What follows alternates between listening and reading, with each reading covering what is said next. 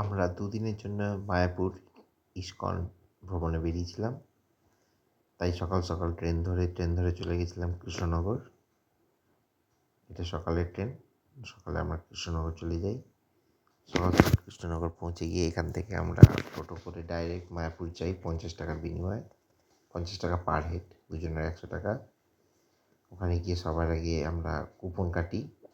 এখান থেকে এখান থেকে কুপন কাটা যায়। ওখান থেকে আমরা একটু ঘুরতে বেরিয়ে যাই লোকাল সাইট সিইংয়ে।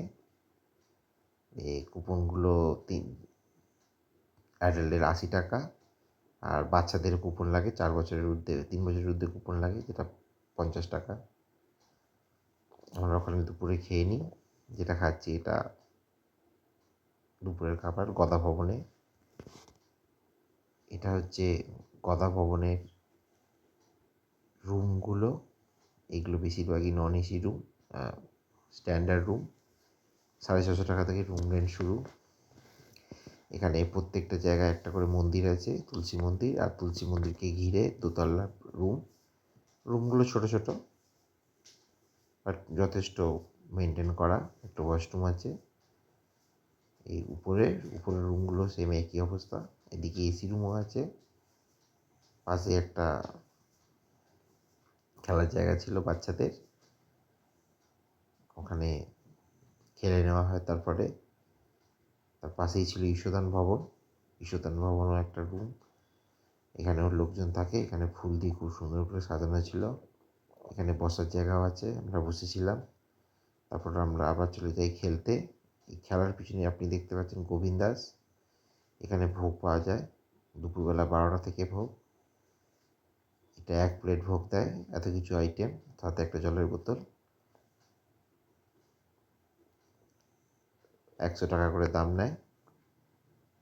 আর এটা হচ্ছে ঈশদান ভবনের রাতের খাবার। এটা বড়দের অ্যাডাল্ট 100, ছোটদের 60 টাকা রাতে। দিনের বেলা খেলে এটাই 150 থাকে, আর বাচ্চাদের 100।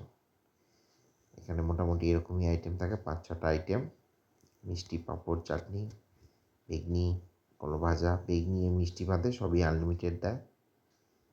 এটা হচ্ছে ঈশদান ভবনের রুম।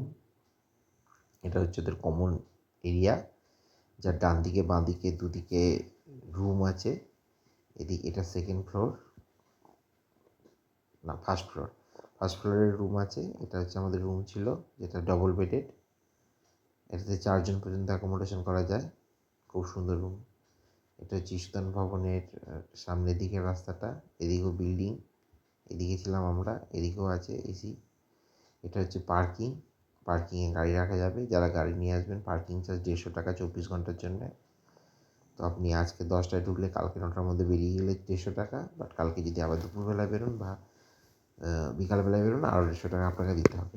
150 টাকার car parking charges per day, 24 hours. এটা হচ্ছে রিসেপশনের দিকে। এখানে রিসেপশনে যাবেন। এটা হচ্ছে 9টায় চেক আউট আর 10টায় চেক ইন। লিফট আছে এখানে। যারা যেতে পারবেন, হাঁটতে পারছি, যদি উঠতে পারবেন না, লিফটে করে যাতায়াত করবেন। এটা অনেক বড় বিল্ডিং, আর সিঁড়িও আছে।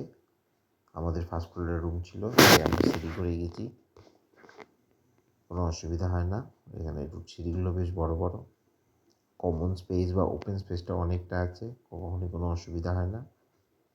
এদিকেও রুম আছে, পরপর প্রচুর রুম আছে, কিন্তু এগুলো মোটামুটি 2 মাস আগে খোলে আর খুব তাড়াতাড়ি বুকিং হয়ে যায়।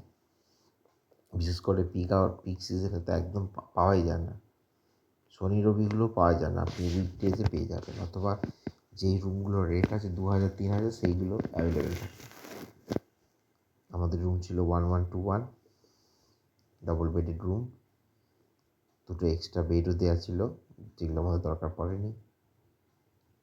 এটা পরের দিন মায়াপুর ঘুরতে বেরিয়েছিলাম। তারপর খেয়ে দিয়ে টোটো করে আবার স্টেশন থেকে আবার ট্রেনে করে বাড়ি। এই ট্রেনটা লালগোলা থেকে আসছিল।